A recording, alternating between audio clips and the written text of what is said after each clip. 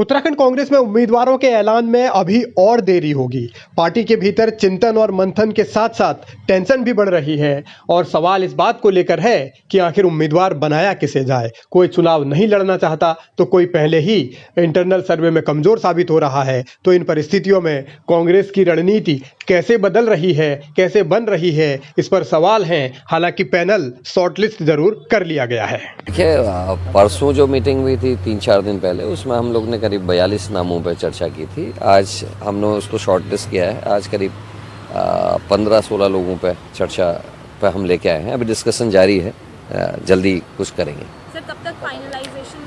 अभी सीईसी की जो बैठक होगी उससे पहले हम लोग उसको और शॉर्ट करेंगे और फिर सीईसी से वो डिसाइड होगा। सर, कितने कैंडिडेट्स हैं जो रिपीट होंगे, जो पिछली बार भी चुनाव लड़े थे?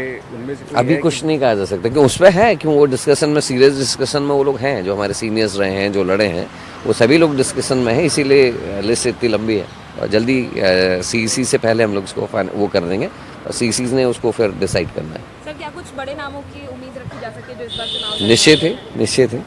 पार्टी जिसको सबसे मजबूत देखेगी, जहाँ, और हमारी सर्वे रिपोर्ट्स भी आ गई हैं, उसके उसी से तय होगा। और सीनियर्स के लड़ने में हमेशा पार्टी के लिए अच्छा रहा है। दावेदारों की लिस्ट में पहले 35 से 40 नाम थे, जो अब शॉर्टलिस्ट होकर 16 रह गए हैं। यानी हर सीट पर कम से कम 2 या फिर 3 नाम पैनल में हैं और उस पैनल को ही अब आगे भेजा जाएगा सीईसी के पास और वहां फिर फाइनल होंगे 5 नाम। लेकिन वो चेहरे कौन होंगे, इस पर सस्पेंस इसलिए है क्योंकि अभी तक कोई तस्वीर साफ नहीं हो पा रही है। पार्टी अपने स्तर पर चाहती है कि सीनियर लीडर लड़ें, लेकिन उलझनें अभी बहुत सारी बनी हुई है। लोकसभा वार उम्मीदवारों के चयन के सिलसिले में विस्तृत रूप से चर्चा हुई है। बड़े नाम हैं, कई नाम हैं एक एक लोकसभा क्षेत्र से।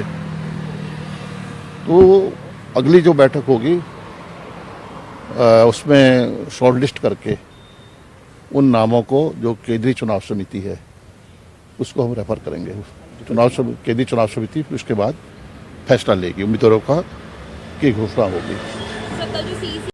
सीनियर लीडर्स में हरीश रावत ऐसा चेहरा है जो चाहते हैं कि वो हरिद्वार से लड़ें या फिर उनके बेटे को दिया जाए या फिर किसी और को दिया जाए। लेकिन और जो नेता हैं उनकी परेशानियां लगातार सामने आ रही हैं। गणेश गोदियाल कई बार कह चुके हैं कि वो नहीं लड़ना चाहते हैं। पौड़ी लोकसभा सीट से उनको दावेदार बनाया जा रहा है, बताया गया है, लेकिन वो चाहते हैं कि मनीष खंडूरी पहले से वहां अगर हैं तो वो लड़ें।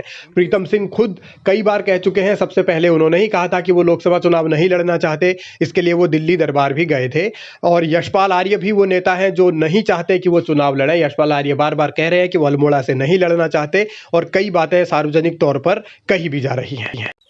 मैं इस पर कोई टिप्पणी नहीं करना चाहूंगा क्योंकि ये बड़ा ही जटिल विषय है। मैं इस पर कोई टिप्पणी नहीं करना चाहूंगा, लेकिन कुछ तो कारण नहीं होंगे। कोई यूं ही नाना नहीं कहता।